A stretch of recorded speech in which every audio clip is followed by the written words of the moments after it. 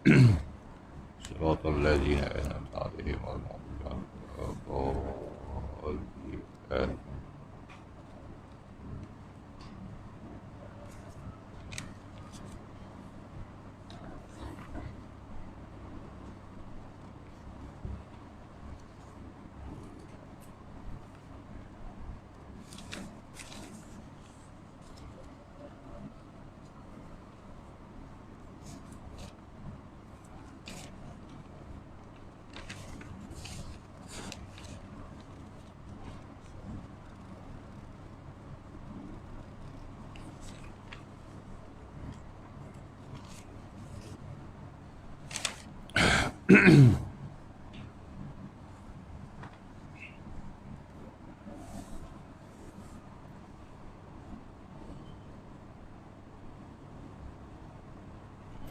أعوذ بالله من الشيطان الرجيم. بسم الله الرحمن الرحيم.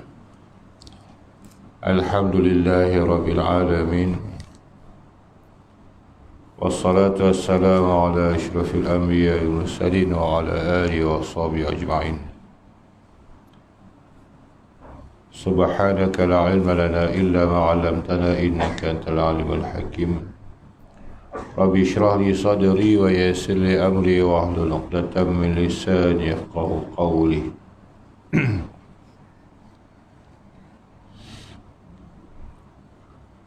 وقال المصنف رحمه الله تعالى ونفعنا به وبعلومه في الدارين آمين. Kitab Jawi ni 124. Kitab idaman penuntut, kitab Jawinya 124. Kitab Rumi perkara yang ke-57. Nisab kambing. Surat 65. Kitab Ruminya surat 65. Baik, masuk kita masih lagi dalam bab zakat. Nisab kambing. Nisab seperti mana kita tahu kan, berapakah bilangan hitungan yang wajib qadar zakat. Iaitu contohnya kambing. Kambing adalah binatang yang wajib zakat. Dan berapa bilangan ekor kambing yang kena zakat, itu panggil nisab. 57 sini kata dia bila disebut kambing, istilah kambing tak masuklah apa rusa ke, apa binatang, kancil ke, yang lain daripada kambing tak masuk lah. Bila sebut kambing termasuklah biri-biri. Jadi biri-biri ni masuk kata kambing kan, kambing. Dia masuk dia kata kambing.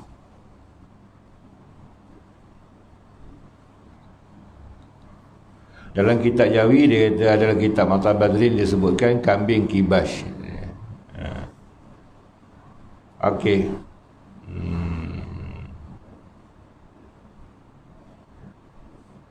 Lembu dah masuk kambing hanya. Mana kambing?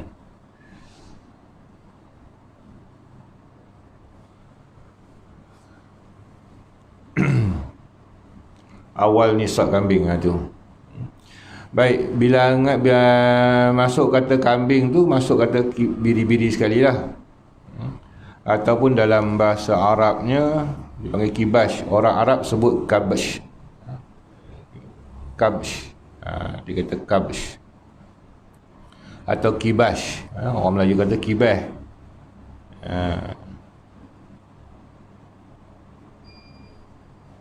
Sebab tu dalam kitab Jawi dia tulis nisab kambing dan kibash. Dalam kitab kitab Mata Badrin, dia tulis kibash. Orang Melayu sebut kibash. Di sana dah sebut kabsh. Sekarang semua Arab tak sebut kibash dah. Orang Mesir tak sebut kibash, dia sebut khuruf. Khuruf. Biri-biri, dia jenis biri-biri. Sebenarnya kibash atau khuruf, biri-biri ni ada beza lah. Kalau orang yang bela dia tahu. Tapi kita kata umum sekali lah, kibash itulah biri-biri. Kalau kita tengok beza tu, kalau biri-biri dia kecil, kibas dia besar sikit. Tapi rupa sama, lebih kurang. Barang siapa ada berternak kambing, wajib atasnya mengeluarkan zakatnya bagaimana berikut, mana seperti berikut. Iaitu dia kata, biri-biri berumur masuk, biri-biri tiap-tiap 40 ekor hingga 120 ekor wajib kena seekor biri-biri. Kita bela di rumah 3 ekor tak payahlah bayar zakat. Okey. Berumur masuk tahun 2 atau seekor kambing. Kibas, kambing biasa berumur masuk tahun yang 3. Cuma dia bezalah. Kalau biri-biri dia masuk tahun kedua. Tapi kalau kambing biasa dia masuk tahun ketiga, dia tua sikit lah. Sebab kambing biri-biri ni dia besar. Jadi dia setahun 2 tahun dia dah berisi lah. Kambing kacang ni, kambing kampung, nak panggil kambing kacang. Kambing tu tak berapa diisi, tambah orang nak jarang bela kambing kampung ni. Dia banyak bela kambing biri-biri. Kalau ada pun tak banyak. Okey. Kita bela 3-4 ekor tak payah lah. Tiap-tiap 121 ekor kata dia, hingga 200 ekor. Dia berubah lah dia pula.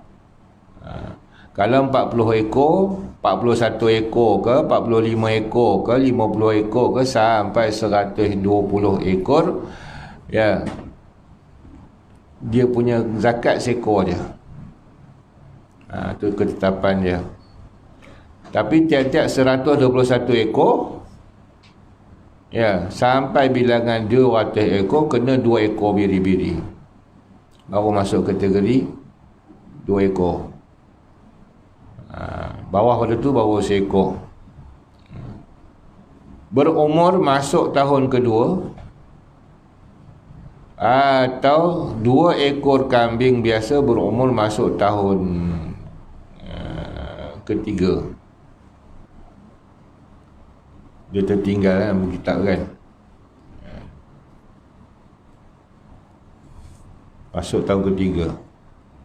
120 esa kibas, 2 kibas atau 2 kambing. Kadang kita ini tak sebut tahun lah, disebut tahun di awal tu. Mana tertinggal tu. Kalau kita jawi lama, dia tertinggal. Masuk tahun ketiga. Okey, habis. Tiap-tiap 201 tahun pula berubah lah. Hingga 399 ekor. Kena 3 ekor biri-biri berumur masuk tahun kedua atau kambing kibas yang tersebut. Bukan banyak mana pun. 300 kita kata, 201 naik ke atas 3 ekor. Habis bilangan 400 dia berubah.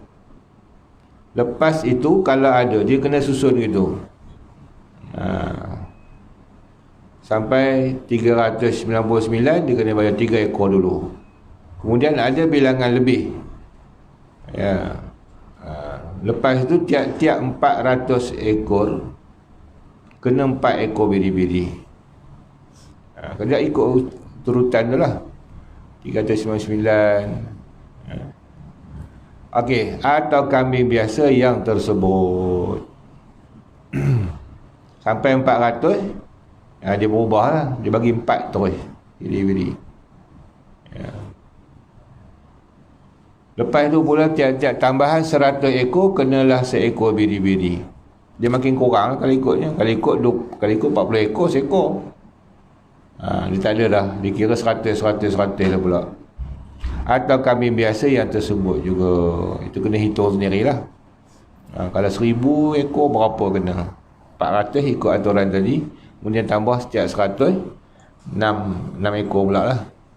6 ekor campur 4 10 lah. Tu cara dihitung. Adapun jika dipelihara binatang ternakan ini dengan makanan, apa kaitannya? Dia ada syarat dia. Syarat yang kena zakat yang disebutkan tadi ni, ya, jika kita bela dia tanpa keluar belanja modal yang tinggi.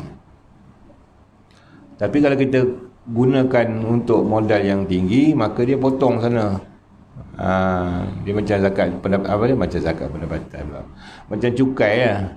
Cukai pendapatan gitu. Kalau kita dah gunakan pendapatan kita kepada arah lain banyak, maka cukai itu makin kurang.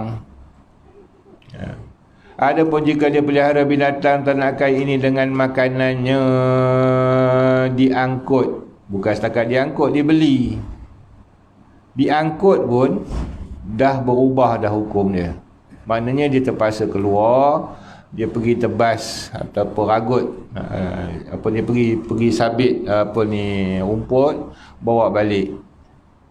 Dan diberi atau dibeli pada kebanyakan masa dalam setahun. Kebanyakannya banyak beli daripada makan kat luar. Sekarang begitu.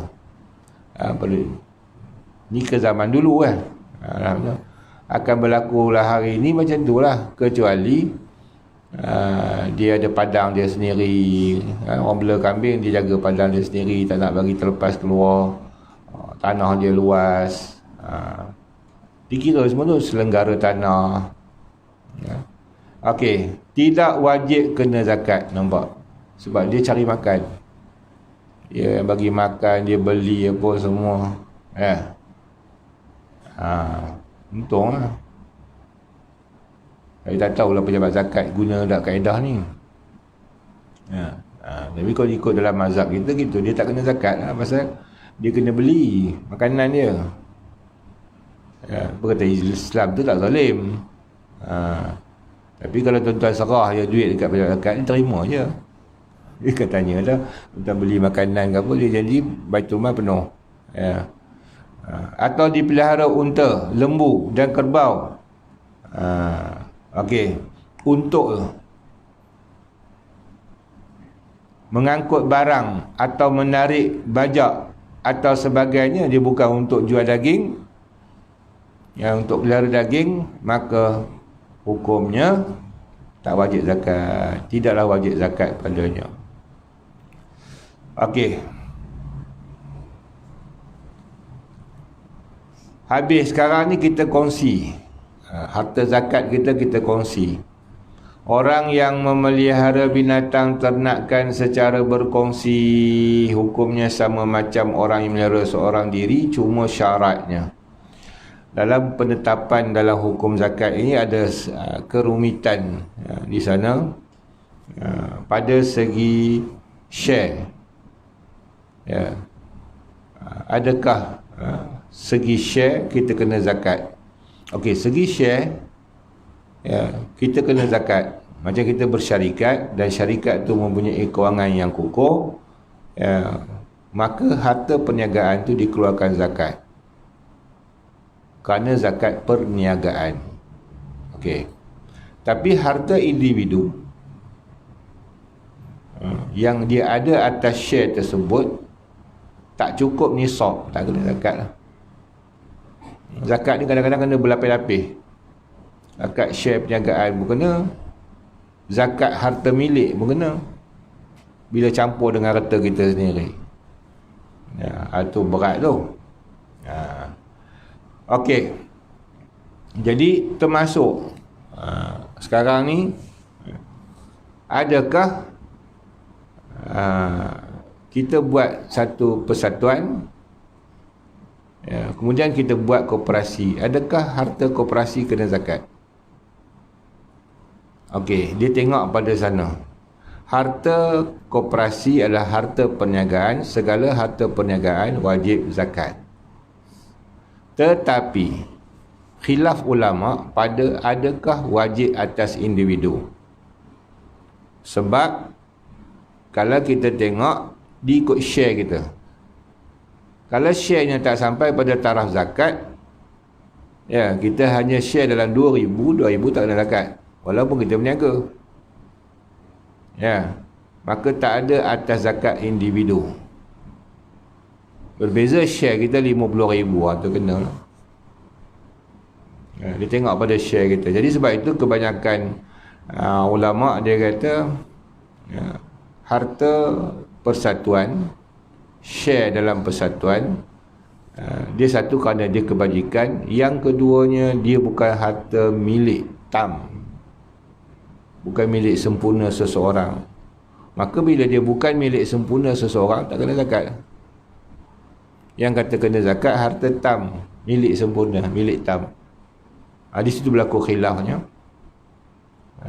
Tapi ada ke? Sekarang ni adalah yang kata fatwa mengatakan kena harta zakat.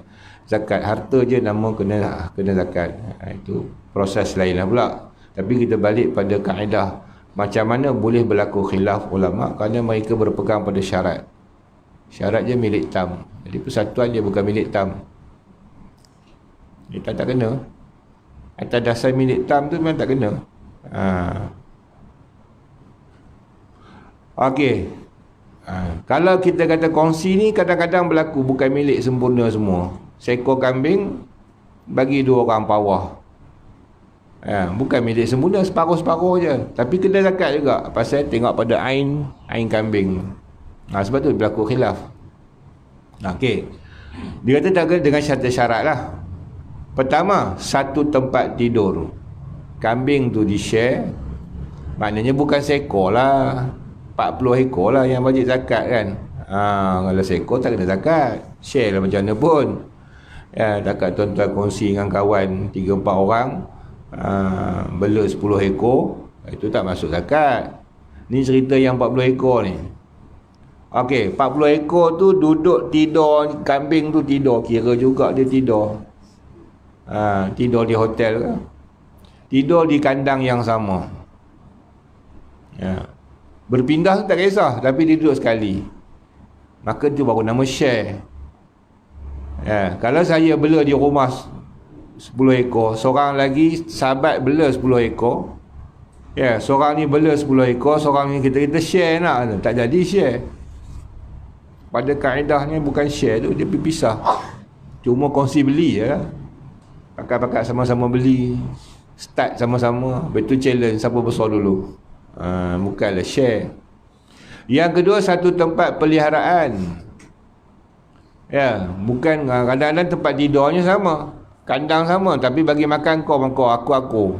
Dia tak jadi sama. Bukan harta share. Yang ketiganya, satu tempat makan. Tempat bagi makan, kiralah kandang ke, di padang ke. Maksud tempat peliharaan tadi ni, bela di manjung lah. Satu kandang, satu kawasan. Bukan di hutan melintang satu, manjung satu, tak mahu, tak jadi share. Satu tempat makan, satu tempat minum, sumber air pun sama. Makna kata satu tempat semualah. Sama orang yang mengembalanya, upah pun sama. Upah siapa? Upah si Polan ni, Mat ni. Dia yang bela. Dia lah. Tapi tak bela seorang upah orang ni, seorang upah orang ni. Lain-lain upah tak boleh. Tak jadi ke sama. Okey, sama banyak bapak jantannya. Kalau dia yang jenis berpinak-pinak, beranak pinak ni, jantannya sama. Jangan jantan lain. Sebab bila jantan sama, jadi dia anak dia lah. Okey. Yang seterusnya, sama tempat pemerahan susu. Kalau ada berlaku tempat perah susu lah. Okey. Makna kata, kalau kita kata senang hari nak hitung macam mana, hitung kandang. Duduk di satu kandang, satu orang yang bela dia. Kemudian tempat makannya sama, sumber makannya pun sama, sumber minum pun sama, maka wajib zakat. Kalau bilangannya cukup 40 ekor.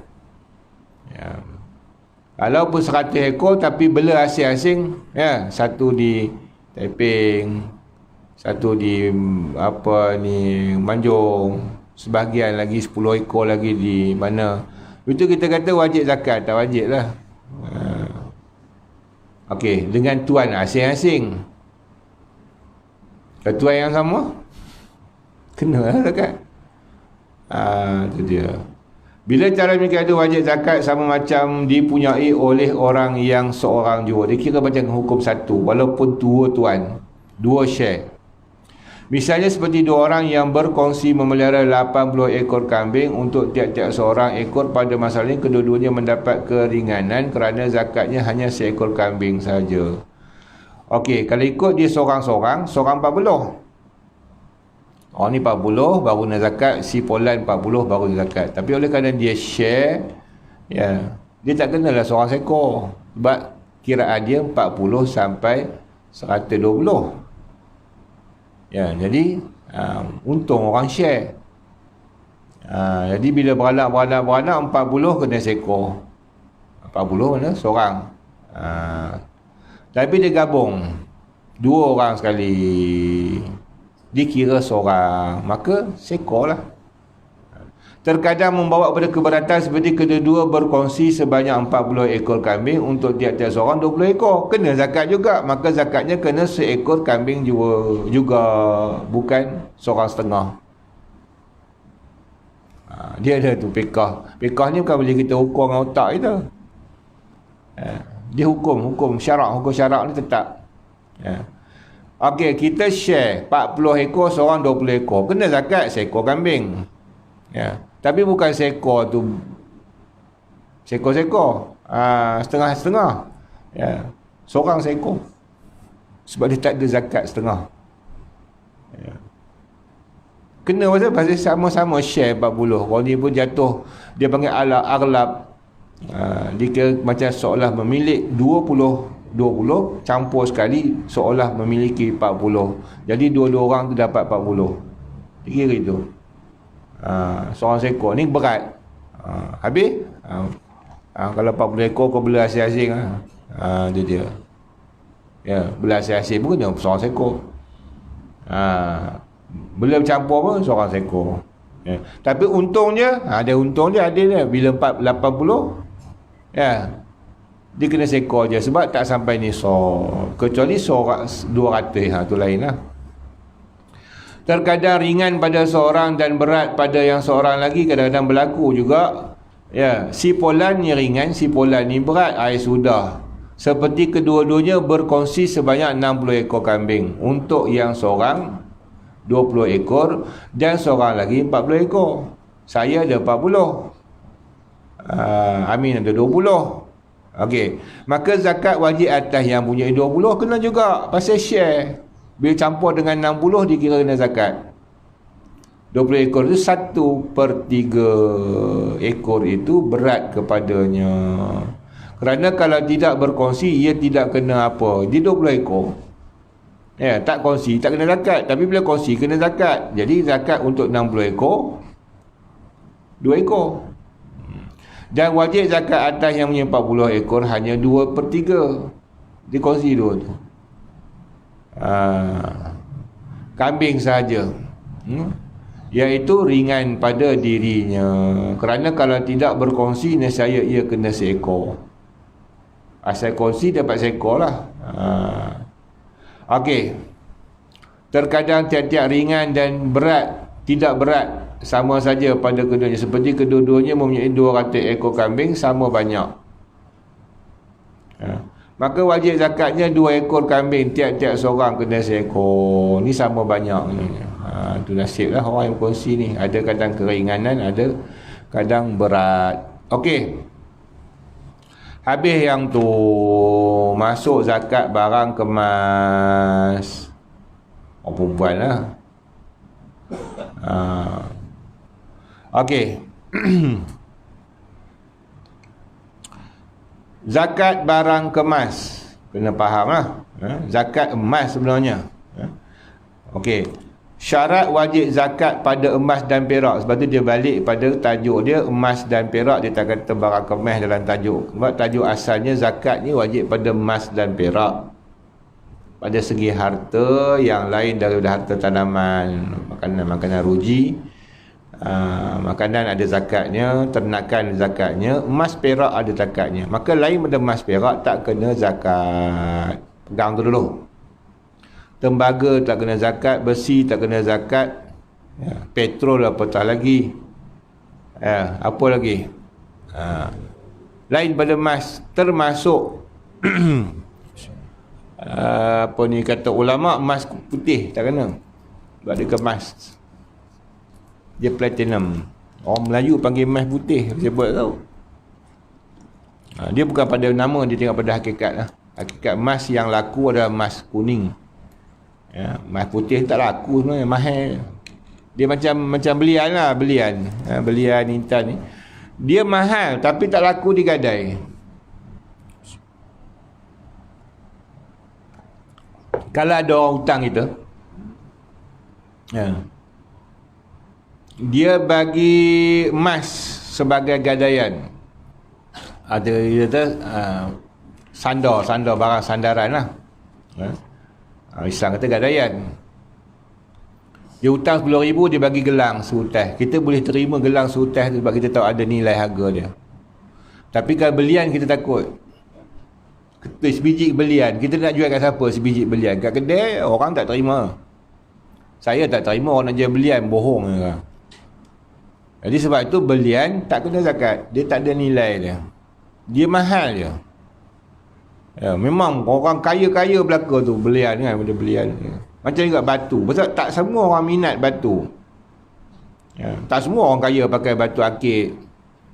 Batu apa ni, batu nilam, batu-batu yang mahal-mahal ya. Kecuali orang yang minat. Sebab tu harga dia mahal. Dia jual pada orang yang minat. Berbeza dengan emas, dia mahal dengan sebab harga diri dia, dunia iktiraf dia. Dan emas ni kat mana pun laku. Kita bawa negeri mana pun kita suruh tu, kalau betul emas dia akan laku walau tak ada duit. Lepas tu dia kena zakat. Dia harta yang sangat laku. Berbeza dengan besi, tembaga, mana laku untuk gadai. Sebab tu tak kena zakat walaupun banyak. Okey. Bukan tak ada barang yang mahal macam emas. Okey, jadi oleh kerana setiap yang kata emas, sama ada dia itu barang kemas ataupun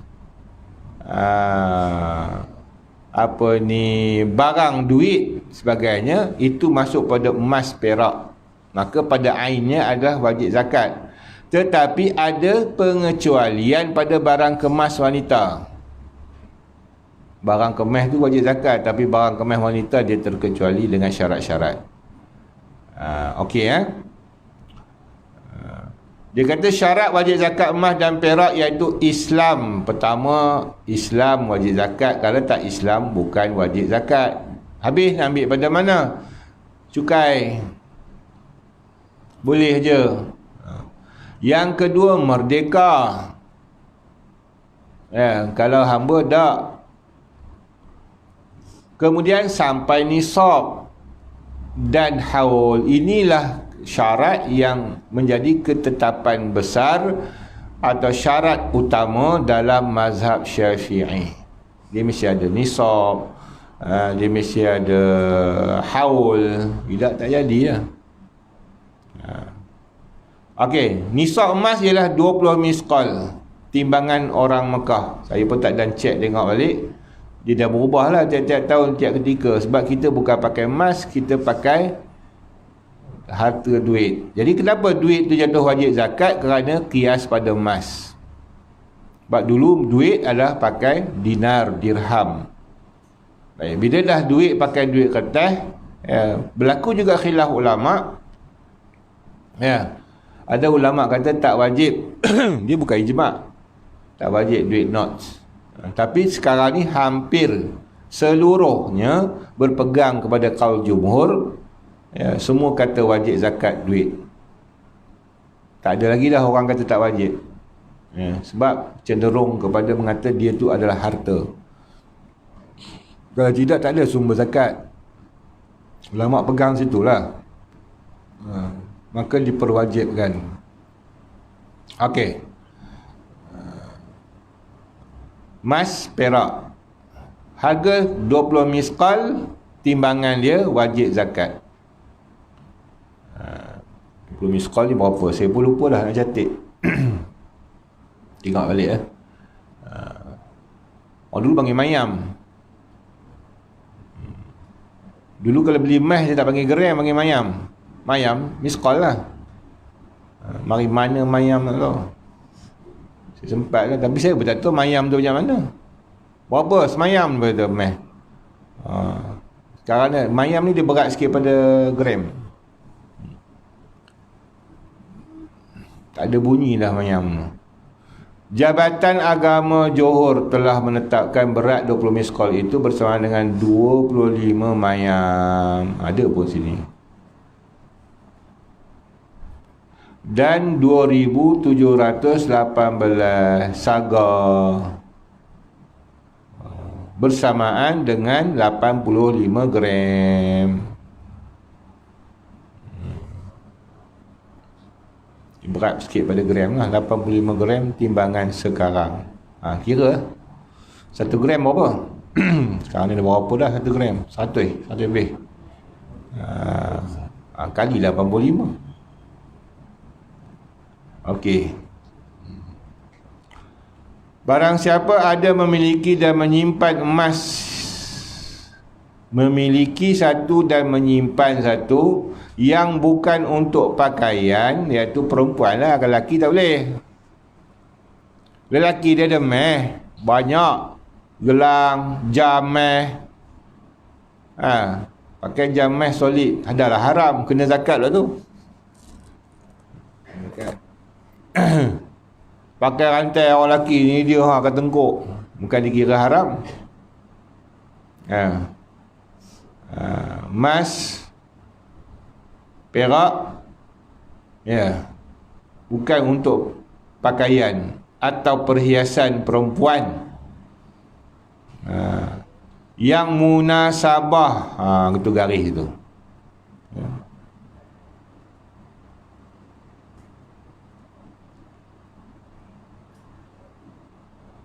Seberat banyak itu, munasabah beratnya pada ketika itu. Okey.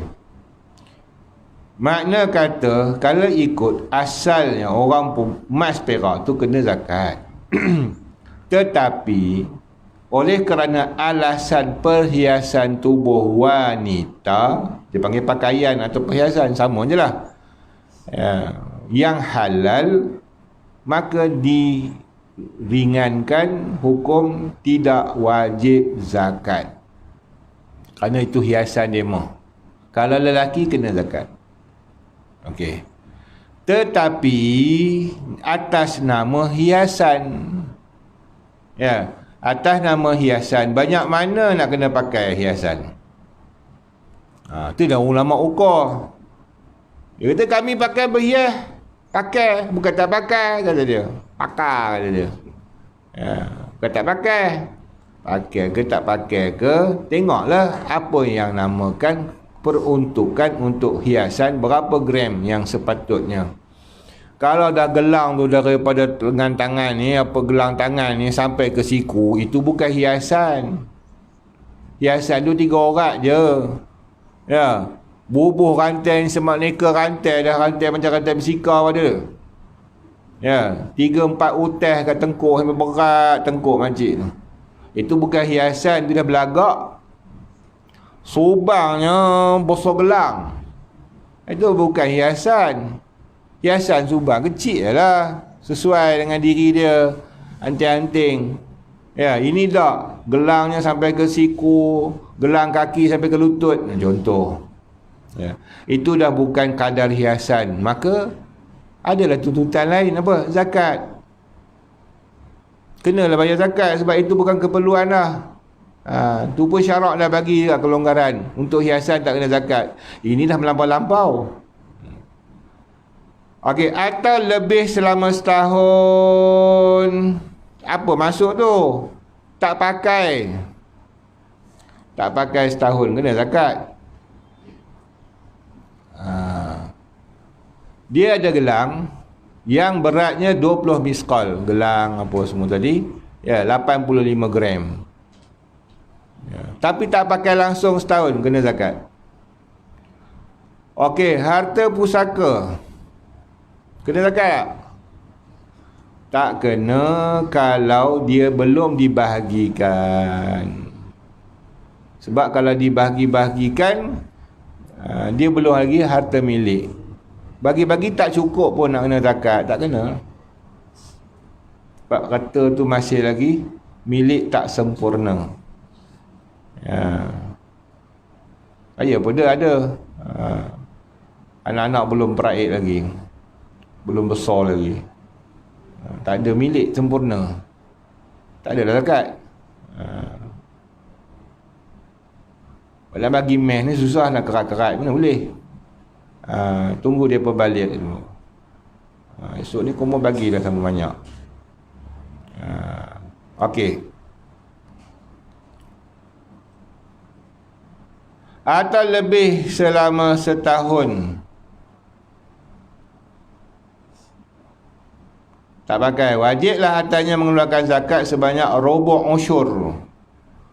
Rubu' usyur apa? 2,5% dia kata. 2,5%. Rubu' usyur. Rubu' tu dalam bahasa Arab, rubu' tu 1/4. Dia dah 1/4 daripada 10. Rubu' usyur namanya. 1/4 daripada 10 tu pelik bahasa Arab ni. 10 macam mana? Rubu' usyur 1/4 10. 2,5 daripada 2,5%. Senang kiranya 2,5%.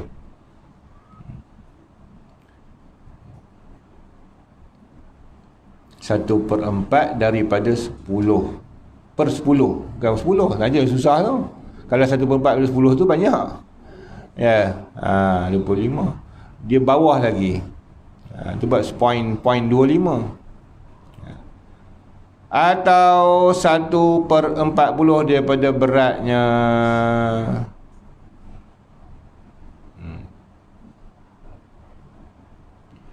Dikopakkan atau dipotong sebanyak itu. Kalau benda boleh kopak potong, tak boleh gelang nak kopak apa.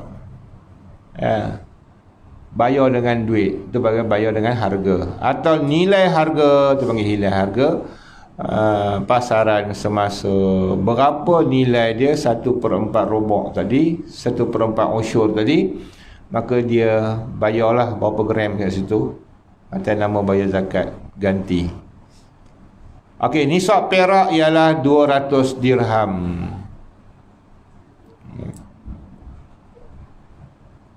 Jadi kata dalam kitab, dalam ijtihad ulama, orang perempuan barang kemas dia daripada emas jangan lebih daripada 200 misqal. Buka dalam kitab Fathul Qarib ada, Bajuri ada, dia 200 misqal. Kalilah 200. Kalau 20 misqal 85 gram, 200 misqal mana 850 gram kena zakat. Ada sekilo, saya 850 kalau dah sekilo tu wajib zakat lah. Balik timbang tengok sekilo lah. Kalau tak nak bayar zakat, bayar separuh kat saya. Hilang kena zakat. Dah tinggal setengah. Okey, nisab perak ialah 200 dirham. Jabatan Agama Johor telah menetapkan berat 200 dirham itu bersamaan dengan 183 mayam. Barang siapa yang memiliki dan menyimpan perak yang bukan untuk pakaian yang munasabah seberat banyak itu, wajiblah tanya mengeluarkan zakat sebanyak rubu' usyur. Perak saya tak perasan berapa misqal. Perak kalau ikut misqalnya 200 misqal, mana mungkin 2000 misqal lah kena zakat. Bandingkan dengan emas lah, 2,5% atau 1/40 daripada beratnya atau nilai harga mengikut harga pasaran semasa. Sama juga dia 1/40. Okey, dalam perkara wang ringgit atau wang kertas, nisabnya mengikut nilai harga emas yang tersebut. Harga semasa gram pada tahun 83. Ini tahun berapa? Tahun 2020 lah, tinggi lagi lah. Ya, nisabnya 3,349.85 sen zaman 83. Sekarang dah 13,000 ke 14,000. Dia naik lah. Siapa ada simpanan zakat wang kertas, simpan selama setahun tak keluar, mungkin dah sampai 14,000. Dia dah ni lah. Sebab kita tengok nilai emas dah berubah. Nilai orang pergi haji pun berubah, berganda dah. Dulu 5,000, sekarang dah 20,000. Okey, tiada wajib zakat pada barang-barang kemas yang harus dan yang memang diperbuat untuk pakaian. Kalau buat pinggan mangkuk kita kata haram kena, itu wajib zakat. Atau perhiasan orang-orang perempuan tu boleh. Tetapi jika dibinasakan, dilebur sampai tidak dinamakan pakaian lagi, apabila cukup haulnya wajib kena zakat. Dah dileburkan segala gelang-gelang apa semua tu tak kena zakat lah. Demikian juga jika patah atau pecah disimpan dengan kasat hendak simpan, tak hendak pakai lagi, wajib kena zakat. Pasal dia ada nilai walaupun dah patah. Kalau kita dah simpan tak pakai, tak kena lah kata. Itu yang kena tu, pasal tak pakai. Bab, kenapa kena zakat emas tu? Sebab Islam tak nak harta manusia ni beku. Dia beku dalam bank, utama kita bank lah sekarang ni, atau beku dalam peti besi dia, tak keluar-keluar kata tu, duduk situ. Jadi kalau ada gelang, harga dia tetap harga emas, patah, duduk dalam laci, tak bergerak harta tu. Dan kan setiap harta kita ada milik orang. Siapa punya? Fakir punya. Maka dia suruh keluarkan. Kalau tak rolling harta tu, bagi keluar masuk. Tu Islam suruh gitu. Harta dia tak suruh simpan. Sebenarnya Islam tak galakkan kita menyimpan banyak harta dan simpan.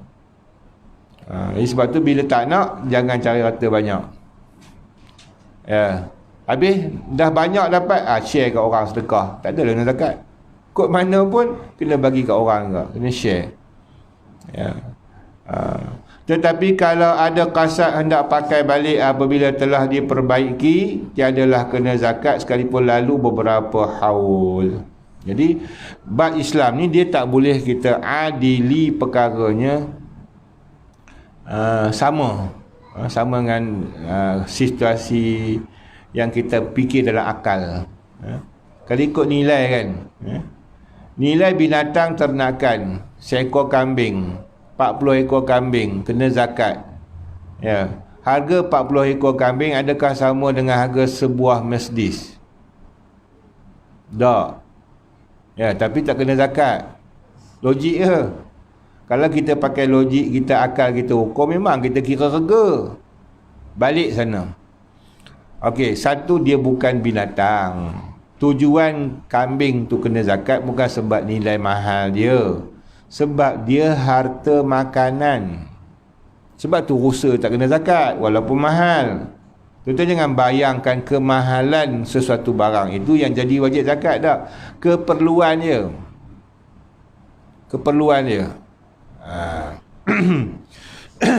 Ayam tu Ustaz hari-hari orang jual. Keperluan lah tu, tapi tak kena zakat. Dia bukan makanan ruji.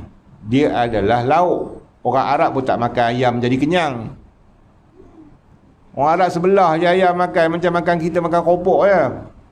Tapi kalau bagi kambing seekor, dia kenyang sampai ke petang. Daging lain.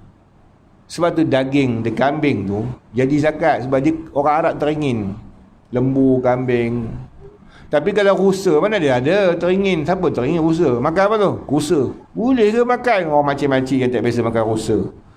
Boleh ke makan? Sampai dia tanya boleh ke makan? Maknanya daging tu orang tak teringin. Orang tak makan hari-hari.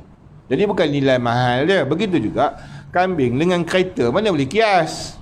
Tu kereta, tu kenderaan. Bahkan kalau ada pun kenderaan seperti lembu, kalau dah jadi kenderaan, tak wajib zakat. Nampak tu? Ya, dia buat bajak. Lembu tu wajib zakat, tapi dah buat bajak, tak kena zakat sebab jadi kenderaan. Dia tak jadi makanan dah. Jadi kereta mana orang nak makan? Kebentang darah. Tak kena zakat. Kau belilah berjuta-juta pun. Nak keluar Ferrari yang baru kan berapa? 14 juta. Dulu dengar sejuta pun terkejut dah. Zaman dulu kan, juta ria kan dapat Ferrari sebiji, harga sejuta. Dulu, sekarang 14 juta lah Ferrari. Aduh, tak masa nak beli steering pun.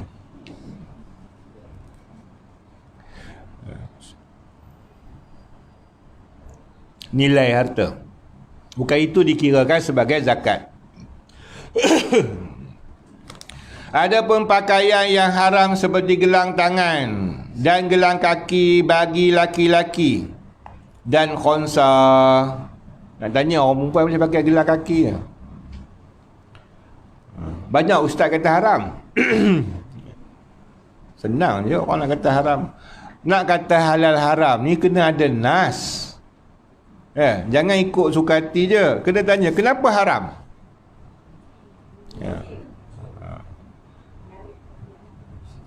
Haramnya satu kerana menarik perhatian orang. Tapi kalau budak-budak kecil pakai gelang kaki, haram ke? Masalahnya dia haramkan dengan budak-budak kecil sekali. Anak saya pakai gelang kaki, mak mentua saya tegur, dia kata ada ustaz kata haram. Pasal apa haram? Dia kata ikut Hindu. Ada ke benda tu ikut agama? Hiasan. Kalau gitu apa orang putih pakai tak boleh pakai? Yang pakai tie dengan kot tu, itu terang-terang orang putih punya. Kenapa tak ada ustaz kata haram? Ustaz pun pakai, serban besar lagi.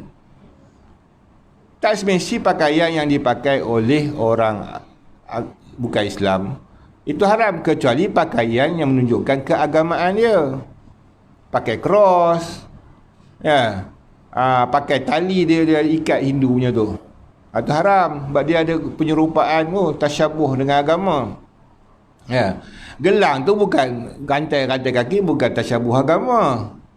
Tapi kalau orang dewasa pakai tak boleh, bunyi loceng pula, keling-keling-keling. Laki tengok. Haram sebab tu, bukan sebab ain pakai tu. Bukan haram sebab emas tu. Kanak-kanak tak apalah pakai pun. Dia nak haram pasal apa? Takkanlah orang nak tengok kaki budak tu. Tu jangan cepat sangat hukum. Gelang kaki bagi laki-laki memang haram. Laki bukan gelang kaki, gelang tangan pun haram. Yang bukan emas pun haram. Gelang tangan ke apa benda itu, rantai ke tebuh di tengkuk, hukumnya haram walaupun bukan emas pada lelaki, sebab dia hiasan perempuan. Dan khonsa pun sama. Khonsa pun tak boleh pakai gelang. Payah jadi bondan ni. Kalau dia khonsa kali pun bondan ni, dia tak boleh pakai emas, haram. Sebab dia tak boleh dari penarik. Dia lelaki, dia separuh lelaki, tak boleh nak ukur 100 perempuan. Sajak tak tahu, dia orang kata dia lelaki. Dia mengaku dia perempuan. Bahaya. Dah lah satu buang jantina. Kalau betul dia lelaki, proses buang jantina satu hukum haram. Setiap kali dia buka aurat, dia jadi hukum haram sebab dia dah menyerupa perempuan pada segi fizikal.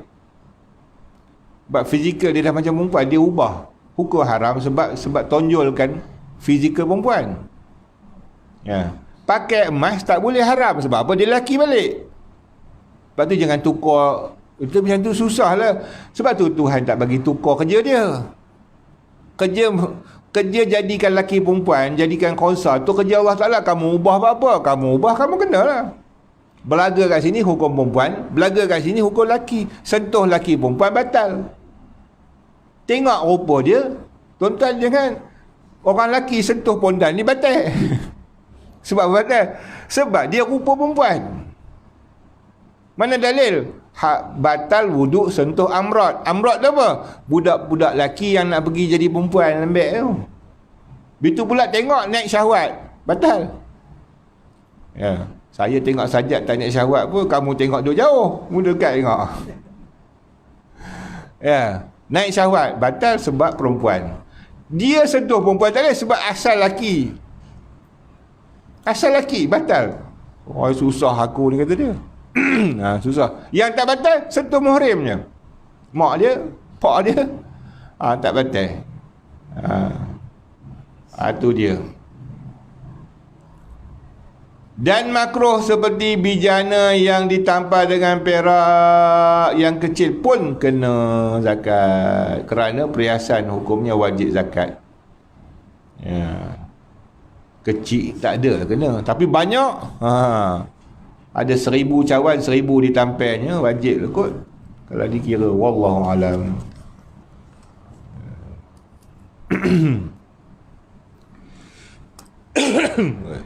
Kering.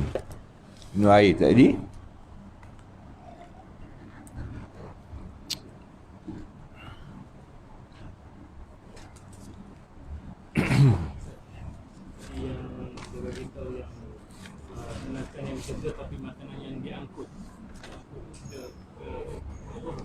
Kita sabit sendiri. Kita tak ada zakat lah. Tak ada. Upah sekali kita bayar, tak kena.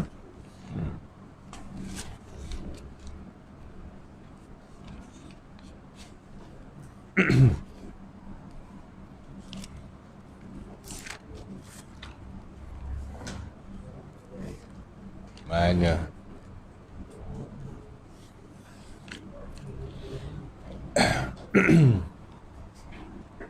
Kitab Mata Badrin.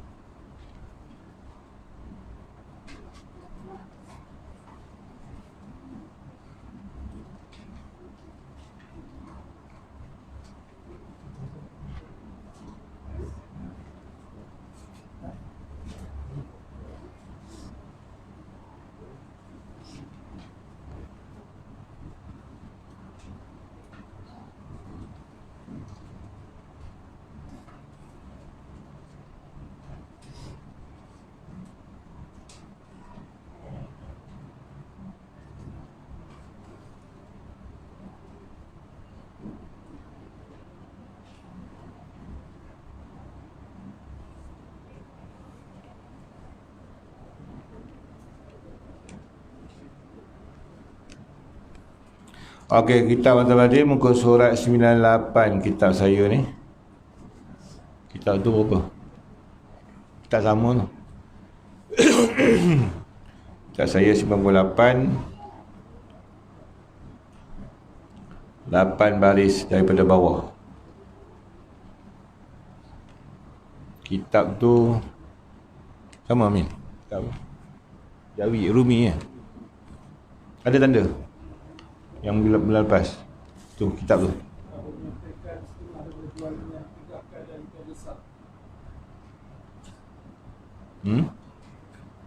Situ ke?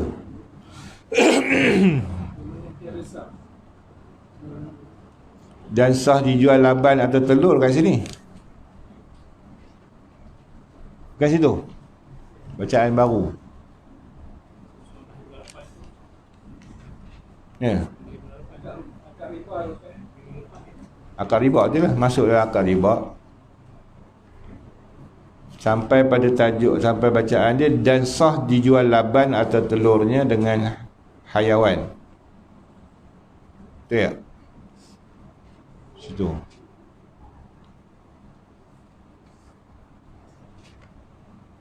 Belum lagi, tak sampai tu. Saya tanda situ. Ya, betul.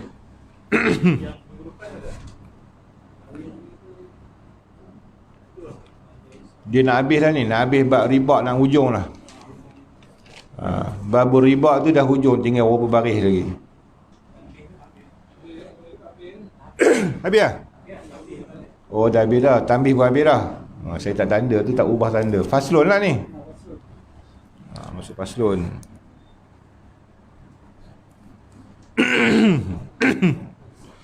Faslun. Faslun, setengah daripada jual. Muka surat 99 lah kitab saya. Baris ketiga. Faslun, setengah daripada jualnya yang ditegahkan dia, makna jualan lah. Setengah daripada jualan atau bai', jual beli yang ditegahkan, dah lah tegah, tak boleh. Maknanya lagi tiada sah, tak sah pula pada hukum syarak. Apa beza tegah dan tak sah?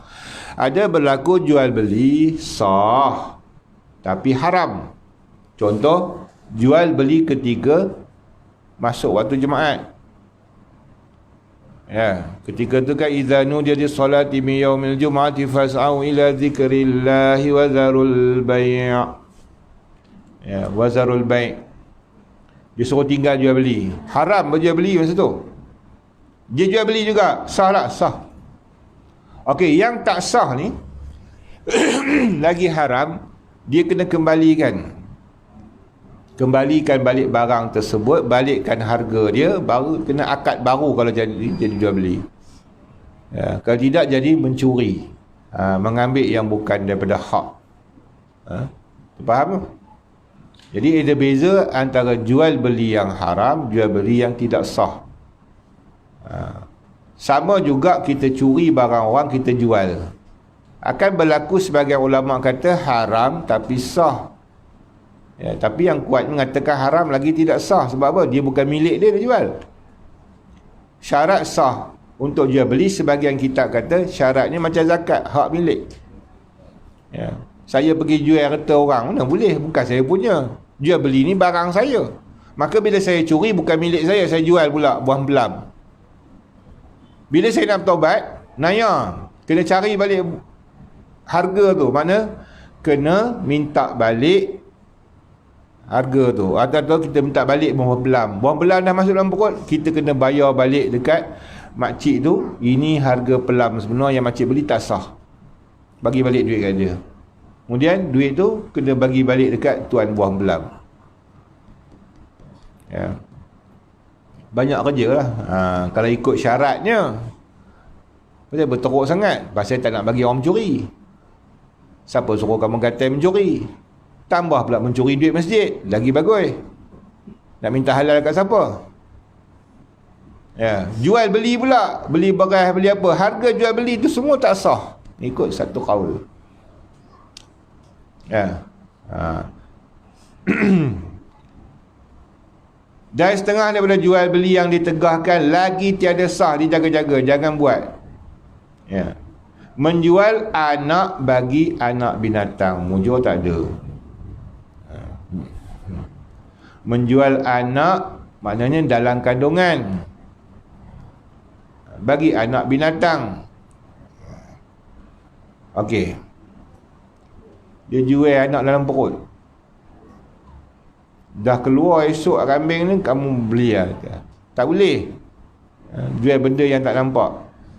Atau ia menjual satu dengan ditegahkan dia harganya, dia jual tapi ya, duitnya dia, apa ni, nilai dia nilai dia panggil apa, harga.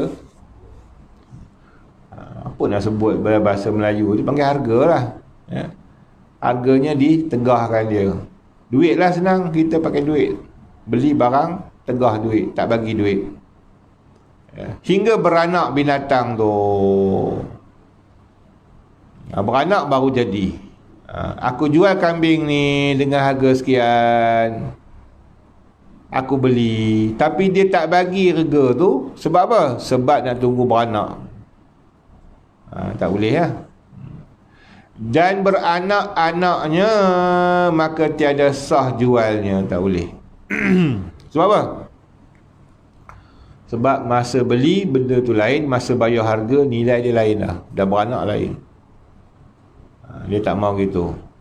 Tapi kalau dia beri, tak apa, aku jual kambing aku beli, bagi duit, serah duit, ambil kambing. Kambing tu bunting, itu beranak, tak ada masalah. Ya. Tapi masalah dia, aku jual kambing aku ni dengan harga sekian, jika dia beranak nanti. Ya. Kemudian duit tak bagi, tunggu beranak lah, syarat beranak, kata dia. Tak boleh syarat begitu. Tak sah dia ambil duit tu dulu. Ya. atau panggil jual syarat. Kerana dijual barang yang tiada di miliknya. Nampak? Ni kalau kita pegang ni, jual barang tiada miliknya. Akan dia tak boleh. Barang tu ditegah harganya, tak boleh lah. Salah satu dihijirkan, tak ada milik. Dan salah satu daripada dan tiada maklum. Kalau boleh jual barang di milik tiada milik, dia berdosa je tapi sah. Banyak orang buat tu. Dia bertobatkan Tuhannya. Dia beza tu. Kalau orang yang dia tak sah jual beli, dia tak sah bertobat saja, dia kena halalkan balik benda tu. Kalau barang curi, kena bagi balik, kena ganti rugi balik. Kalau jual beli, kena pulangkan balik. Jual beli yang haram, yang tak sah ni, kena pulang balik.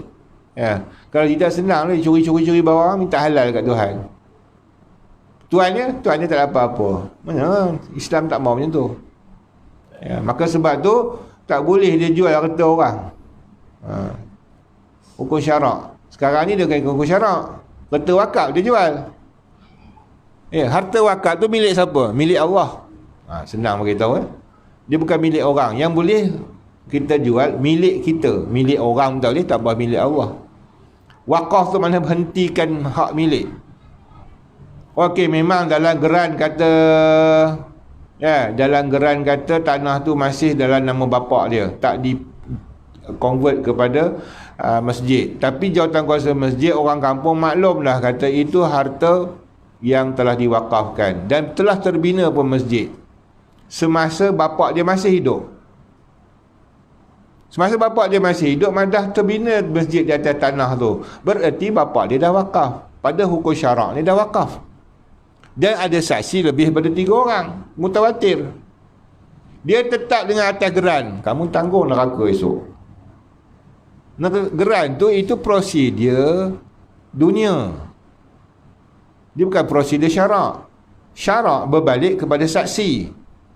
Saksinya nyata masih hidup. Kamu tengok dalam kenyataan, kamu dengar dengan lidah, telinga kamu dengan lidah bapak kamu, mulut bapak kamu kata itu harta wakaf.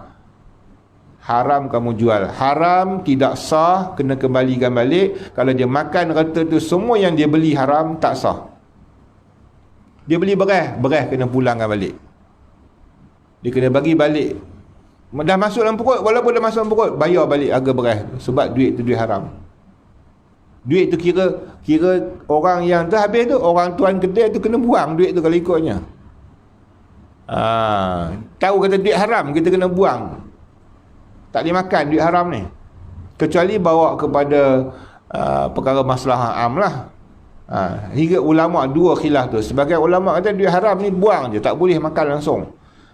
Jumhur ulama' Syafi'iyah mengatakan, ada kata bolehlah bawa pergi kepada masalah am, sebab kalau buang bazir kata dia. Harta bolehlah buat titi, buat jambatan, buat jalan raya, untuk jangan duit tu jadi dayak. Tapi ada ulama' dia straight, dia kata tak boleh, haram, mana boleh pakai tu. Buang lah, tak ada nilai harta haram ni. Tu dia.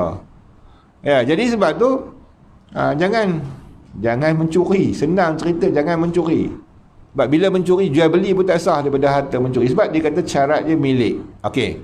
Yang kedua, tiada maklum. Barang tak ada maklum, jangan jual.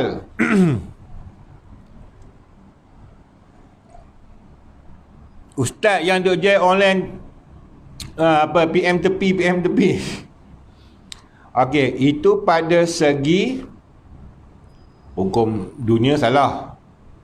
Hukum akhirat dia ada lagi masih dibenarkan. Sebab apa?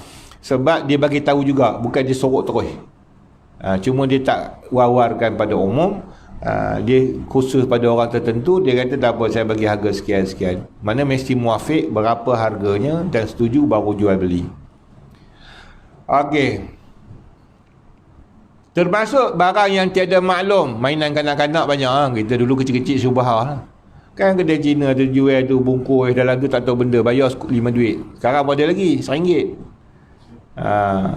Bungkus surat abah pun. Betul, dia bungkus plastik. Balik-balik sekarang tengok ni ada patung seekor. Tu benda tu haram jual beli tu, mak bapak kita tu tak peduli pun. Dia mana tahu kita beli apa kat kedai.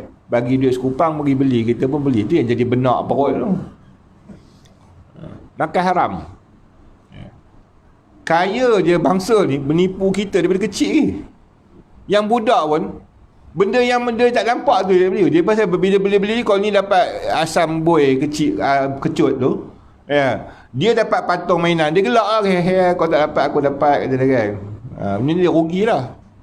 Membeli barang yang tersembunyi tak sah. Tapi dia bangsa tak peduli ke Tuhan ni kan, dia peduli.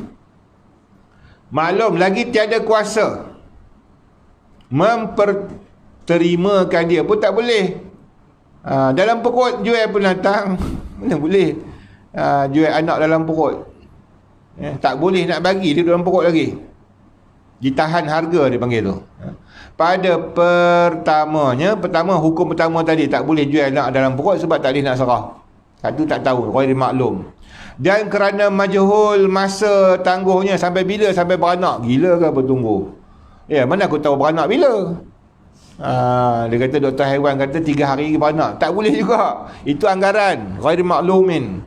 Iaitu yang diu, tulis diu tu tak beranak sampai bila? Ya, diu bila? Minggu lepas dah. Seminggu dah tak beranak. Itu cari yang selusuh tu. Ya, kambing nak cari selusuh mana? Ya. Sebelum beranak pun dah beranak lah. Belum diu lagi. Ya. Kata lagi 2 minggu pasal pun nak tak beranak ni. Cerita Allah Ta'ala punya cerita. Bukan cerita doktor. Majhul tak boleh. Maka bila tak tentu masa majhul masanya, maka tak boleh berlaku. Dia panggil baik yang mubaham, baik yang kita kata kabur, tak nampak, tak boleh dikira kita jual beli. Tak sah, dia tak mau. Jadi hati-hatilah kita nak bisnes apa, kena terang. Bagi terang, kata P.Ramlee. Cakap bagi terang. Islam dia tak ada selindung. Masa tangguhnya pada yang kedua tu elat pada hukum.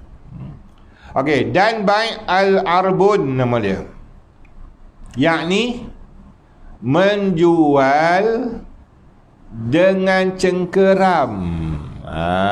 Ni ramai ni buat cengkeram ni. Ya, dulu tak jumpa dalam kitab, nak jumpa kitab ya. Cukup suka bagi cengkeram. Lepas tu lebuh cengkeram. Apa ni, kerajaan pun guna juga cengkeram ni. Nak kata apa? Ustaz berani komen, nak bagi tahu haram. Itu kau tanggung sendiri lah, aku kena tanggung. Esok aku kena berdosa. Antara dia kontraktor yang nak masuk borang. Berapa cengkeram ni? 50 satu borang Lepas tu dapat kontrak ke tak dapat kontrak ke lebuh. Ya. Apa hal tu, kenapa kena bayar 50 tu? Atas nama bercengkeram, haram. Siapa tak bagi cengkeram, borang dia tak proceed. Itu masalah dia. Dia jadi macam sistem judi ke situ. Ya, judi tu lah, bagi seorang 100, tunggu siapa menang pun dapat balik. Banyak sistem cengkeram kita. Sistem cengkeram dalam pilihan raya, sistem cengkeram. Saya harap kalau dah Islam perintah, buang sistem cengkeram tu. Ya. Kalau nak bayar, okey, setiap calon mesti bayar 5,000 untuk pencalonan. Bagi lebuh. Menang ke kalah lebuh. Ini tak? Bila menang dapat balik cengkeram. Apa hal? Tu judi. Ya. Itu pasal popah masuk juga. Tu ulama dulu dia kata tak ada jalan lain lah. Kalau tidak tak boleh jadi calon. Lepas ni tak ada lah. Kalau dah merintah betul, kena ubah lah. Itu sistem judi. Ya, sebab siapa menang dapat balik cengkeramnya. Siapa kalah lebuh. Apa itu bukan mana masuk judi ke? Judi lah, terang-terang judi. Sistem Yahudi tu buang-buang lah, tak payahlah amalkan. Kalau kata nak pakai wang untuk pertaruhan tadi, nama pun pertaruhan. Ya, habis. Pertaruhan, nama sendiri dah haram lah. Jadi kalau nak juga, bagi syarat yuran untuk masuk pertandingan, tanpa ada siapa menang dapat balik duit. Lebuh lah, bagi lebuh. Kita pengurusan SPR, pengurusan untuk semua, habiskan belanja kan. Itu tak haram lah. Tak jadilah. Tak nama pertaruhan, tak nama judi. sebab dia habiskan untuk belanja. Inilah siapa menang untung, yang kalah gigit jari. Dah kalah gigit jari lagi, duit habis lebur. Duit siapa? Duit kita lah, tuan-tuan yang derma. Bukan duit YB tu. Duit kita. Benda tu lah nak kena berjuang. Benda halal haram duduk dalam benda tu. Dari dulu lagi ulama sebut dah, daripada dalam 70-an lagi. Tapi dia tetap jugalah, dia kata sistem dah macam tu, tak boleh ubah. Sampai sekarang. Banyak sistem cengkeram ni, banyak dalam kerajaan banyak. Jadi kena adalah penilaian semula. Kita tu kata jaga agama, tapi dalam benda-benda yang besar macam tu, bukan kecil. Dia kan nampak zina arak je, bukan itu je, banyak lagi. Judi bukan hilang judi je, bukan kata tempat main judi daun teruk je. Masuk juga tu judi. Tu tak cerita lagi tu. Yang mancing apa tu. Okey. Dan bai'ul arbun, menjual dengan cengkeram, dengan bahawa beli oleh mushtari akan mata benda. Selalu kereta macam tu kan, booking. Booking tak jadi, lebur 100, haram.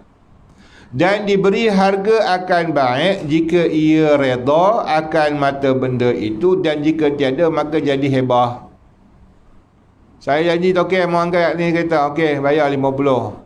Sampai hari dia saya cancel lah. Cancel cancel lebur 50. Haram je bagi kat dia. Tu masuk cengkeram. Jadi kalau redha, pasal dah bayar dulu dah, okey kau ambil, kau booking. Jadi banyak sistem booking tu yang tak tahulah cara penyelesaiannya macam mana. Dia kata rugilah kalau tak orang ni booking, dia tak diambil. Tengok pada sistem lah, membawa kepada kerugian besar atau tidak. Itu carilah helah lain untuk jadikan sebagai dia bukan cengkeram. Booking lebih kurang cengkeram tak? Deposit tu cengkeram. Dia sebab dia bukan kata beli je macam sewa hotel apa kan. Kita bagi cengkeram, tiba-tiba tak jadi, dia potong. Dia ambil untung di situ je, atas angin. Kita yang rugi. Kecuali dia panggil istilah fees, denda. Denda dia kena ambil, kena denda ni bukan orang awam boleh denda kita. Denda ni kerajaan. Jadi kerajaan kena buat satu undang-undang, siapa yang booking ni dia mesti bayar fees. Jadi kalau tak jadi batalkan, dia kena didenda atas nama membatalkan tu. Tapi kalau ikut dia tidak ada khiyar. Payah kalau ikut Islam banyak benda sangkut. Sebab Islam dia ada bai'ul khiyar. Dia ada pilihan. Jadi kalau kita kata mesti ambil, tak ambil bayar denda, tidak ada khiyar. Khiyar majlis tak berlaku. Kita tidak ada pilihan untuk jual beli. Tak ada hak dalam bab tu. Jadi ini mesti dihukum balik oleh ulama lah. Ikut kitab memang tak boleh, tak menepati. Boleh dikatakan cengkeram ni masih lagi ulama kata tak boleh. Tapi nak menghabolehkan dia, fatwa kena sidang balik. Macam mana nak selesai masalah ni? Sebab kita sistem dah memang macam tu. Kalau tak buat cengkeram, kita rugi. Orang akan main-main lagi. Dah memang ada 2 pelanggan, sepatut kita ambil pelanggan A, tiba-tiba pelanggan B blok sebagainya kan. Dia tak letak cengkeram, tiba-tiba dua-dua batal. How je. Okey, kena tengok balik lah. Saya cuma keluarkan apa dalam kitab lah. Sistem tu kena ubah, kena buat mesyuarat jawatankuasa. Tengok balik macam mana nak helah. Bukan senang kan. Benda yang kita ikut orang putih lama dah kita diberanakkan oleh orang putih ni. Dididik dia. Jadi sebab tu nak ubah jadi berat. Jadi macam yang dulu biasa macam tu, tak apa-apa lah. Kita banyak balasan itu. Sebab kita dididik oleh Mak Saleh. Kita tak sedar sistem ekonomi kita Mak Saleh yang susun. Cengkeram apa semua. Ada yang dia ikut Islam, ada. Okey, riba akan minta benda itu, dan jika tiada maka jadi hebah dia. Tak ada, kira halal ya. Ma'balas. Orang Arab pun amalkan ni cengkeram. Okey. Dan haram menceraikan antara sahaya perempuan dan anaknya dahulu daripada mumayyiz. Ada pula. Macam mana pula cerai? Okey. Hukum jual beli ya, mengikut hukum dasar. Okey ya. Okey ya. Haram seorang ibu bapa dia ceraikan anak tu daripada ibu, ya, bapa ke mentua ke jaga-jaga mentua, haram dia pisahkan anak daripada ibunya, ya, mutlak, ya, ketika bayinya, mana dia perlukan susuan badan, ya, maka kita rampai anak tu buat lari. Bapa buat lari pun haram, tambah mak mentua buat lari, hukumnya haram. Okey. Timbul masalah sekarang ni, berlaku jual beli. Pasal apa sangkut jual beli? Berlaku juga dalam jual beli apabila hamba diceraikan oleh bapa diceraikan mak dan anaknya kerana dijual anaknya pada orang lain. Terpaksa cerai susu. Mak dia hamba, beranakkan dia. Tokek dia ni dah memang taram dah. Keluar anak perut ni, aku nak jual budak ni. Hamba boleh jual. Ada pula tokek besar tunggu kereta masjid depan tu. Ya, dia pun jual terus. Sedangkan budak ni kena bercerai dengan mak dia. Maka hukumnya haram. Jangan main-main. Juga bapa, anak saya ada hak. Jangan ikut nafsu. Ni banyak masyarakat kita ikut nafsu. Ya. Mak mentua pun gitu. Anak cucu aku seorang, ada orang gitu. Ya. Ada kes orangnya dah meninggal. Dia kata ini cucu mak, kata dia. Anak dia lelaki dia bila meninggal. Cucu mak mesti duduk dengan mak, tak duduk dengan kamu. Kamu nak duduk, nak anak kamu kena duduk dengan mak. Kalau tidak kamu balik kampung kamu. Jangan bawa anak ni, kata dia. Itu cakap haram tu gitu tu. Anak dia, anak bagi mak dengan anak. Cuba kita kena gitu, ya. Kalau kata ni cucu saya, ni anak saya yang mati, cucu saya ni, kata anak pada anak saya. Kamu cucu, tak sama dengan mak, ya, mak dengan anak. Cuba kamu, anak kamu orang buat gitu, apa rasa? Kita tak pernah fikir apa yang kita buat kat orang, sedap hati je. Kita tak fikir, kalau aku kena macam mana? Kalau akulah anak aku, mentua aku dulu rampeh, macam mana? Ni dah tua nak masuk kubur dah, buat perangai. Esok ni kalau tak diampun Allah Ta'ala, masuk neraka, buat ibadat banyak mana pun. Kadang-kadang ujian Allah Ta'ala ni pada kita berat.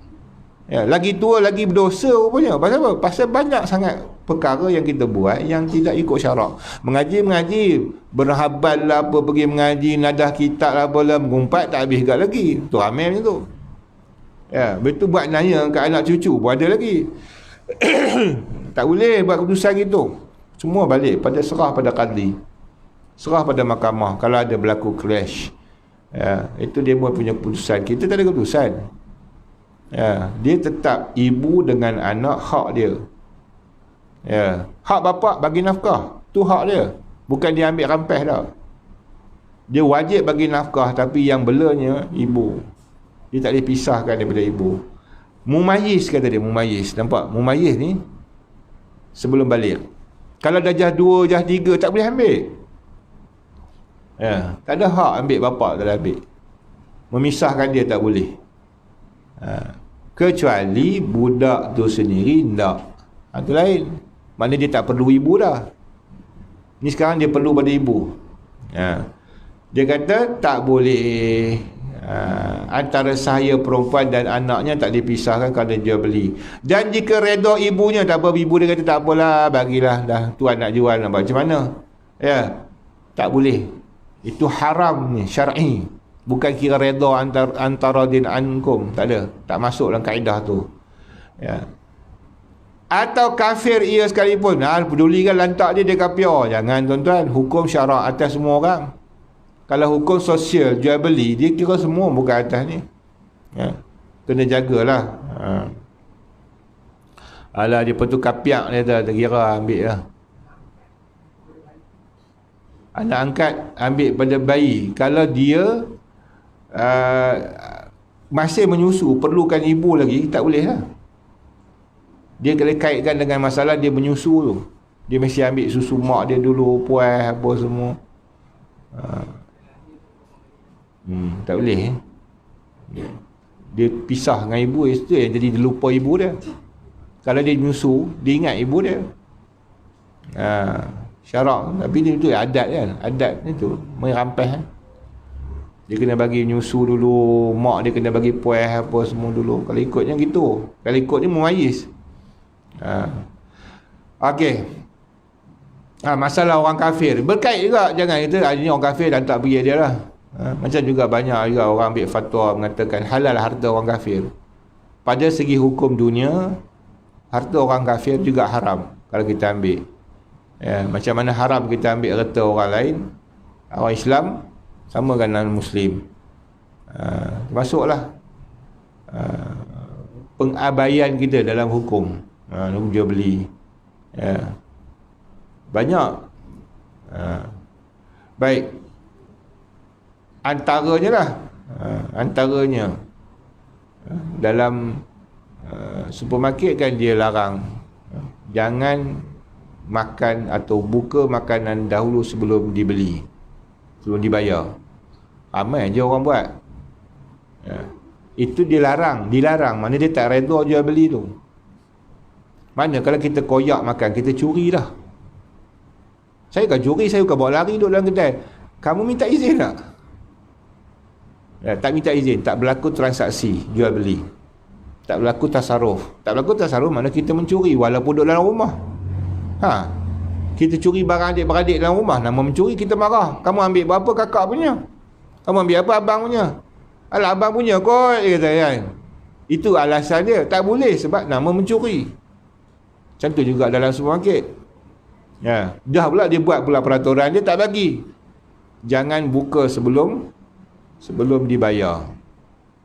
Telan serupa tu je. Tengok cucu duk kayau nak cekelat, nah ambil kata dia. Suruh dia bayar dulu. Bayar dulu yang satu tu tak apa. Lepas tu nak kayau-kayau lah. Koyak lah. Sebab kita dah mencuri. Satgi bayar lah. Satgi tu dosa tak apa Satgi tu kira hutang, wajib bayar. Yang kamu tengah makan tu masih dalam haram. Kapior punya lantak lah.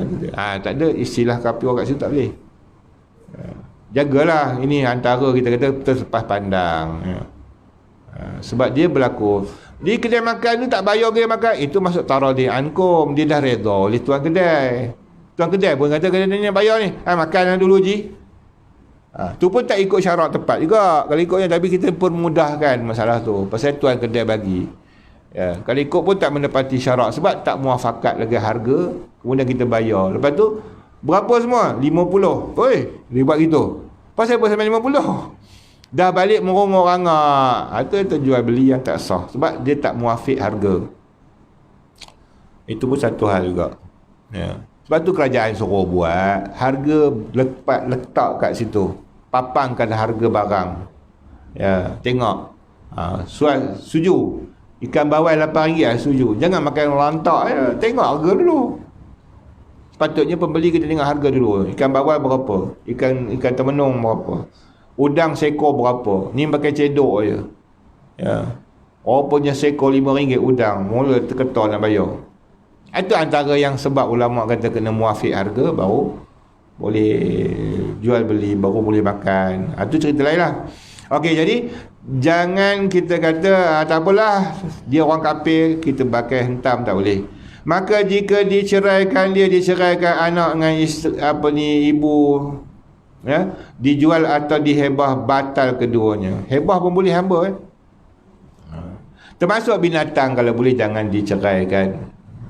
Semua lah. Orang tak boleh. Dan seperti ibu itu, bapa hingga ke atas. Dia kata bapa tak apalah ceraikan. Tak boleh juga hukumnya dengan bapa. Dia ada anak. Maka haram diceraikan antaranya dan antara foroknya. Saja dia pergi jual bapa je ke orang lain. Tinggallah hamba perempuan kat situ. dengan anak-anaknya. Bapak ni jual dengan orang lain, tak boleh nak jumpa balik dah tuan lain-lain. Maka memisahkan mereka tu haram. Dan menceraikan anak binatang daripada ibunya, nampak? Padanya tafsir, tapi ada tafsir lah. Dia tak mutlak. Iaitu jika diceraikan dengan disembelihkan keduanya, maka halal. Pelik Pasal kalau dia hidup lagi cerai, dia rindu-merindu, perlu-memerlu. Kalau dua-dua dah tumpah, kata orang Perak, tak adalah merlu dah. Maka syarat dia, okey, saya nak beli kambing dengan anak kali. Okey tak apa. Atau saya nak beli kambing besar je, kambing kecil tak nak. Tak boleh. Dia kena dua-dua. Sebab dia bawa anak. Ataupun seorang si A nak beli kambing kecil anak, yang si B nak beli kambing mak. Syarat sembelih dua-dua. Beli si Polan ni beli nak sembelih, si Polan ni pun beli sembelih. Itu cerai macam tu tak apa. Sebab cerai dia nak disembelih. Atau salah satu pun boleh, iaitu anaknya atau ibunya. Jika ceraikan dia dengan disembelihkan kedua-duanya atau salah satu, dengan syarat pula bukan salah satunya sembelih boleh itu, serta terkaya anaknya daripadanya, maka tiada haram. Anak ni tak perlu mak, dia dah boleh berdikari, boleh berjalan dah, boleh cari makan sendiri dah. Dia tak menetik dah. Sembelih bila mak dia. Itu cerai juga nama tu. Jual ke mak dia tak apa dah. Tapi kalau anak tu masih merlu pada mak, tak boleh, haram jual. Okey. Dan haram tasarruf pada barang yang lain daripada tersebut. Haram tasarruf pada barang yang lain daripada tersebut tak boleh. Maknanya lain pada binatang tadi. Okey. Dan tiada sah tasarruf. Tasarruf ni mana? Buat berlaku transaksi penukaran barang ataupun kita kata penjual belilah, masuk dalam jual beli pada ketika haramnya. Dengan umpama jual, maka jika dijualkan salah satu daripada keduanya bagi orang yang ghalib atas zonnya disembelihkan dia, tiada sah jualnya, tak boleh juga. Dia ni selalunya sembelih kambing, kalau ambil je dia sembelih lah, selalulah. Tapi dia janji tak sembelih lah nak beli ni, tak boleh aja dia. Sebab dia tak sembelih. Dia kena sembelihkan anak tu dulu. Sebab dia nak pisah tu, pisah yang kita kata yang mana menyebabkan dia tak rindu salah satu. Mak tak rindu, anak tak rindu. Kerana terkadang tiada disembelihkan dia. Kadang-kadang boleh jadi orang yang janji, orang yang selalu sembelih kambing ni, tiba-tiba dia beli tak sembelih pun. Ditunggu sampai besar, tak boleh kan. Masa tempoh tu dia memisahkan anak dengan ibu dia. Dan disyaratkan sembelih atasnya tiada sah. Dan terkadang tiada disembelihkan dia dan disyaratkan sembelih atasnya tiada sah. Tak boleh juga. Kamu belilah satu barang kambing ni, syaratnya kamu sembelih, tak boleh juga. Jadi tak sah situ, kamu buat syarat. Buat syarat pada jual beli tak boleh. Dan tiada sah jual dengan syarat. Ni baru masuk jual syarat. Tidak sah jual dengan syarat. Itu masuk juga dalam bab akad nikah. Tidak sah jual bernikah dengan syarat. Dalam akad, dua akad tak apa.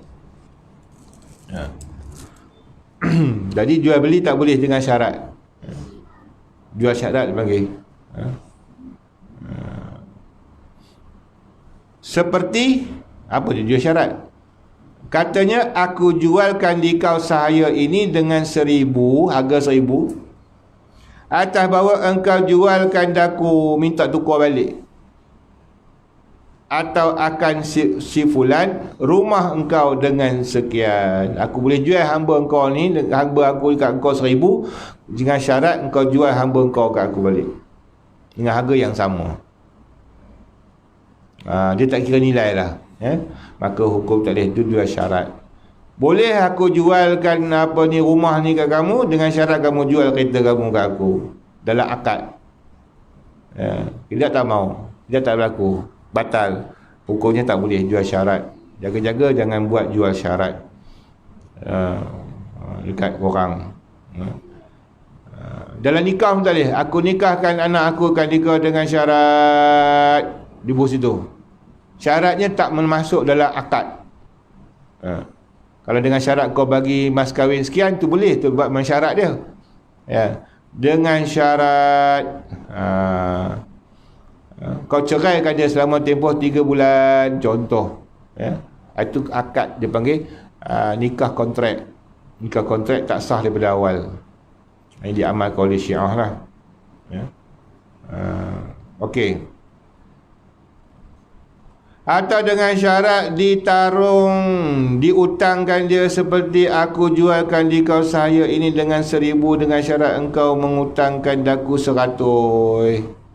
Aku boleh jual ni, tapi kau kena hutang, bagi aku hutang 100.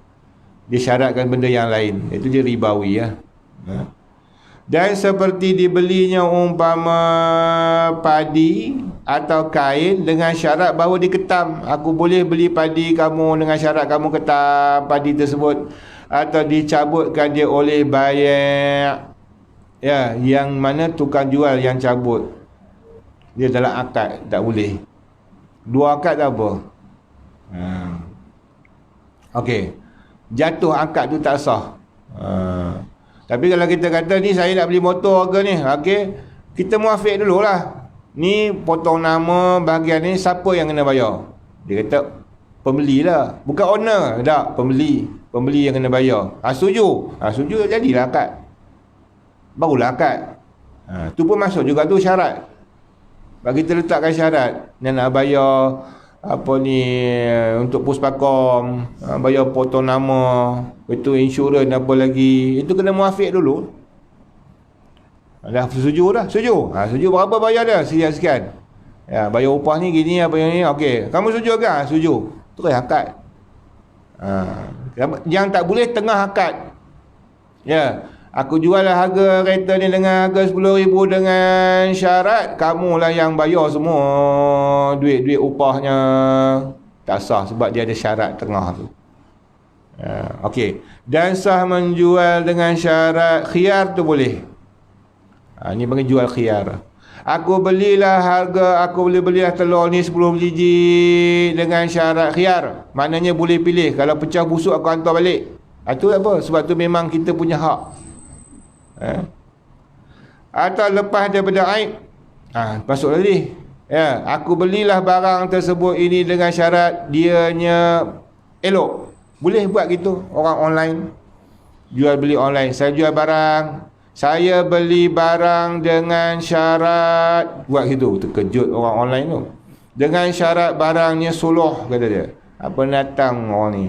Maknanya barang dia baik. Buka dah patah. Tak sah jual beli. Boleh kita khiyar. Itu mana khiyar majlis. Khiyar, boleh khiyar. Minta tukar balik tempoh 3 hari khiyar. Ya. Okey. Atau memotongkan buah kayu. Aku jual lah buah ni dengan syarat kamu potong. Tak boleh lah. Dan sah pula dengan syarat bertangguh. Bertangguh boleh. Dia panggil jual taksid. Jual ni muajjal. Bisamani muajjal. Dan kadaian boleh. Jual kadai boleh. Dan orang yang mengikut bagi harga. Tak apa. Aku jual lah barang ni harga sekian. Ataupun aku belilah barang ini dengan harga yang telah ditetapkan oleh kerajaan. Contoh. Boleh. Sebab tu memang syarat. Atau mabek yang pada zemah boleh. Atau mabek barang yang dijual tersebut mengikut bagi harga barang atau barang yang pada zemah boleh. Ini dalam bab apa ni? Dalam bab jual salam. Bila sebut zemah ini, dia panggil bai'ul mausuf bi zimmati. Jadi perkataan zimmah ni kalau ikut nak terjemah saya pun tak reti. Saya belajar dulu memang sebut zimmah, saya bahasa Inggeris saya tak tahu apa ni. Zimmah ni macam kita kata dalam jaminan, tu asal makna.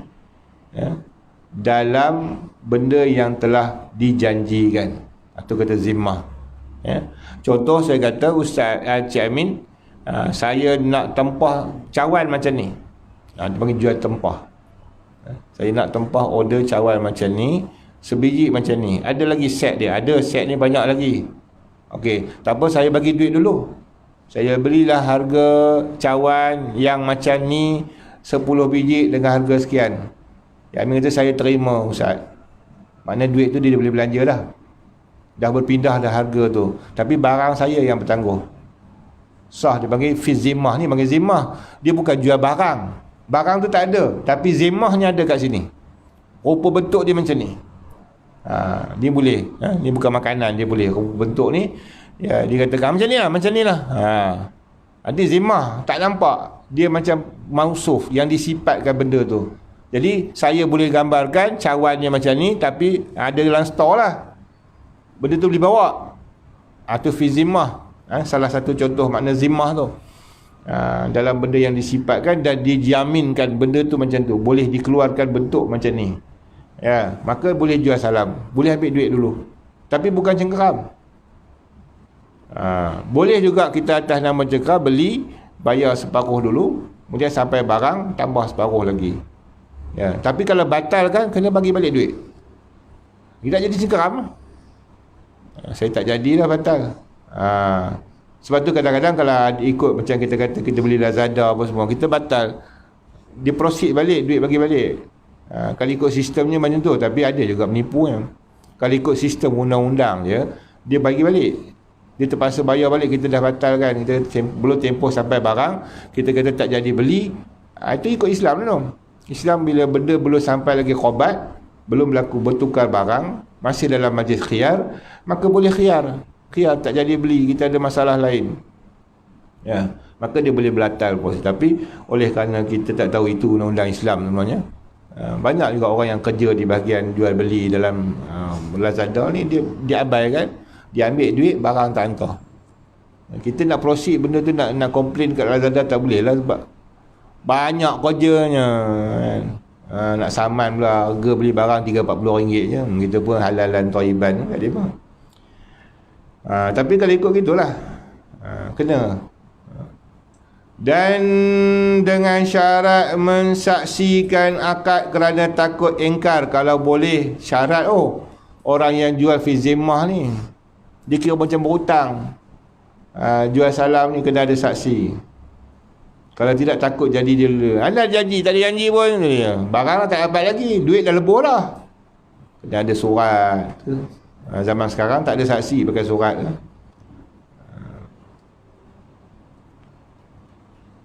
Habis. Dan jika dijual akan saya dengan syarat dimerdekakan dia, kita tak ada saya. Aku jual lah saya ni dengan syarat kamu merdekakan, maka sah jualnya. Pasal nak bagi galakan supaya merdekakan hamba-hamba, jangan bagi jadi hamba. Dan syaratnya sah jualnya dan syarat pun jadi, dua-dua jatuh. Maknanya kalau betul dia berjual beli, berlaku jual beli dan dia merdekakan, jatuh merdeka. Dan bagi baik, maknanya wajib dia merdekakan sebab dia dah mengaku. Itu maksud dia. Dan bagi baik menuntuti akan mushtari dengan merdekakannya, sebab dia dah dijual dah, dia tak merdekakan. Hei, itu kan janji suruh merdekakan. Aku suka akulah, aku yang beli dia. Tak boleh, sebab masa akad tu dia janji nak merdekakan. Dan sah menjual dengan syarat yang menghendaki oleh yang oleh baik seperti qabat. Boleh kita buat syarat.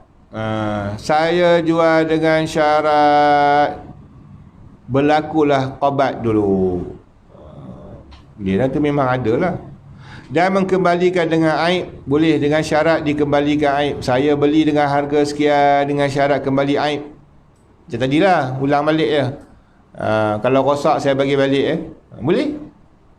Bercakap masa akad pun boleh, sebab itu dengan syarat dia. Dan dengan syarat yang tiada dikenaki pada urus seperti syaratkan bahawa tiada dimakankan, maka sah syaratnya pada yang pertama dan lara pada yang kedua.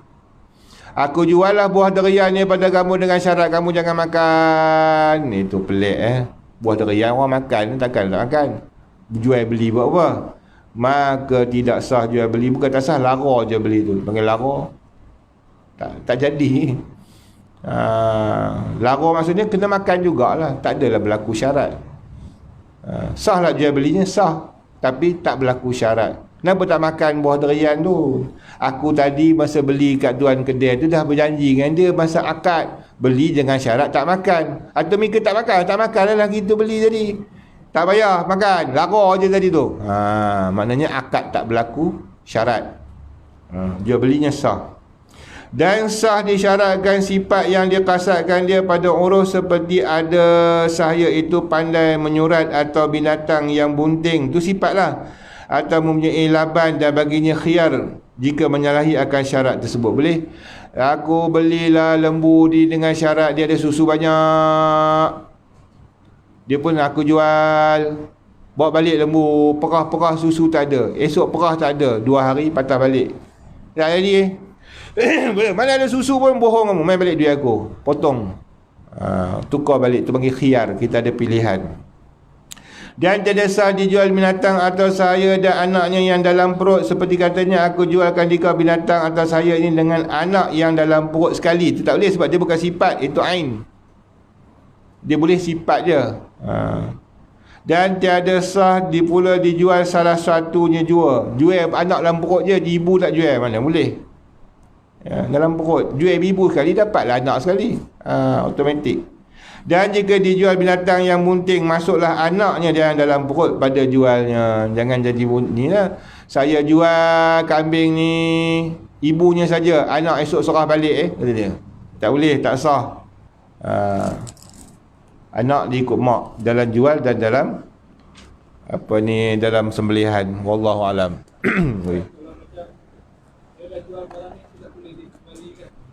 Woi, tak boleh.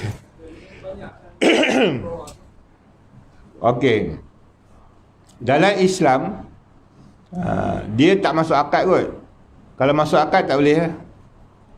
Syarat saya jual barang ini dengan syarat dah buat jual beli tak boleh dikembalikan, tu tak boleh. Syarat luaran tu masuk pada bab undang-undang lah, bukan bab syarat akad. Syarat akad tak boleh. Dah kita kalau dia tulis pampang tu, kalau beli tak boleh ni, tapi tak sebut akad. Dia tak menyalahi syarak, tapi dia menyalahi undang-undang.